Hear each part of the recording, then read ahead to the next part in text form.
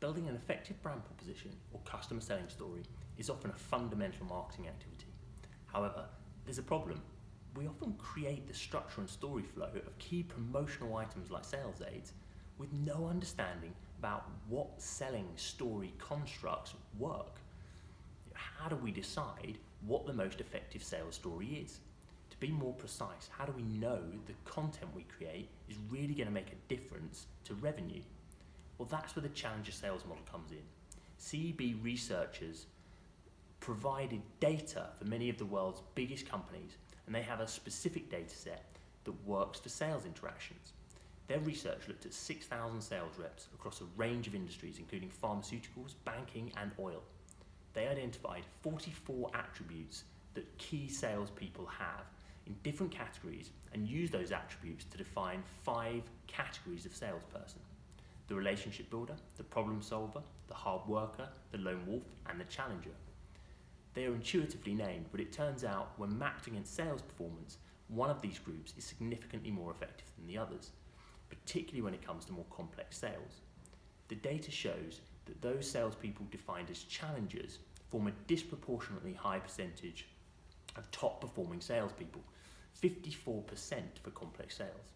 What is it these people do differently, and can it be replicated? The data shows that challengers do 3 things in their sell. They teach, tailor, and take control. Teaching consists of providing new information, insights, or data that the customer doesn't already know. They tailor the call to make the information specific to their audience, and they're not afraid to take control by asking for a specific change in customer behavior.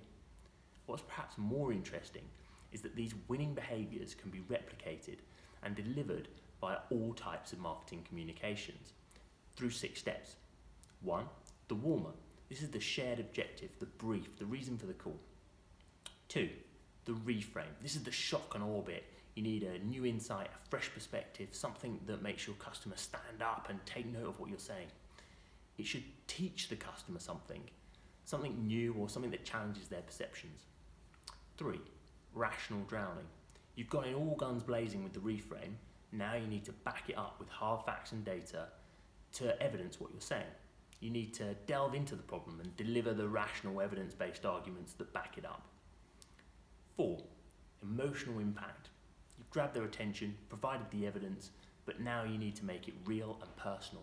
What does this really mean for the lives of individuals? How is it impacting them, and how are they going to feel about it? 5, the value proposition. At this stage, we've delivered a highly compelling call to action, and hopefully the customer is hooked on the need to change, so it's time to deliver the solution. However, this is not the time to talk about your product specifically. It's time to tailor the solution to the customer. What is it they need to do differently, and what can help them to do that? 6 is the solution and the implementation. The last step is perhaps the simplest: connect your brand to the solution that you've outlined, and hopefully the sale is complete. When the challenger model is introduced, the impact on sales performance is significant. Across 6,000 sales interactions, the result was on average an improvement in revenue of around 20% per salesperson. That's huge, and the evidence is clear. We need to challenge the way we build our sales stories. We need to implement the challenger model to more effectively control the way our customers do things.